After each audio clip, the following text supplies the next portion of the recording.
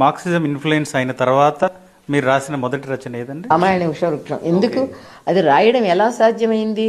Marxism అర్థమయ్యి రాజు అనేవాడు కూడా పెద్ద దోపిడీదారుల ఏజెంట్, భూస్వాముల ఏజెంటు. అంటే అతను ఒక రాజు. అంటే రాజు అనేవాడు ఒక దోపిడీదారుడైతే ఏ దేశపు రాజు అయినా అంతే. మనం రాముడు రాముడు అనుకుంటాం. రాముడు ఒక రాజు అయితే రావణుడు ఒక రాజు. ఈ రాముడు ఇక్కడ ఈ దేశపు రాజు, రావణుడు ఇంకో దేశపు రాజు.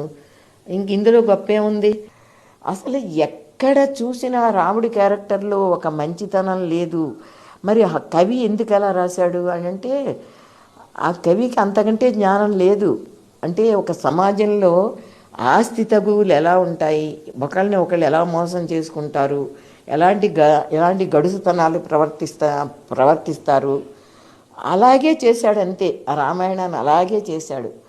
ఏ క్యారెక్టర్లు అయితే వీళ్ళు చెడ్డ క్యారెక్టర్లు అన్నారో అవన్నీ అద్భుతమైన మంచి క్యారెక్టర్లు. వీళ్ళు గొప్ప క్యారెక్టర్లు అని చెప్పేవన్నీ కూడా చెడ్డ క్యారెక్టర్లు. నాకు తెలిసింది మతం అనేది ఒక పెద్ద ద్రోహం అని, రాజు అనేవాడు పెద్ద ద్రోహి అని, ఒక పెద్ద దోపిడీదారుడని తెలిసింది. నాకు మార్క్సిజం వల్ల తెలిసిపోయింది. నేను అది పూర్తిగా చదవకపోయినా సరే నాకు ఇంతవరకు నాకు తెలిసింది. నేను ముందు విషవృక్షం ఇది రాస్తాను.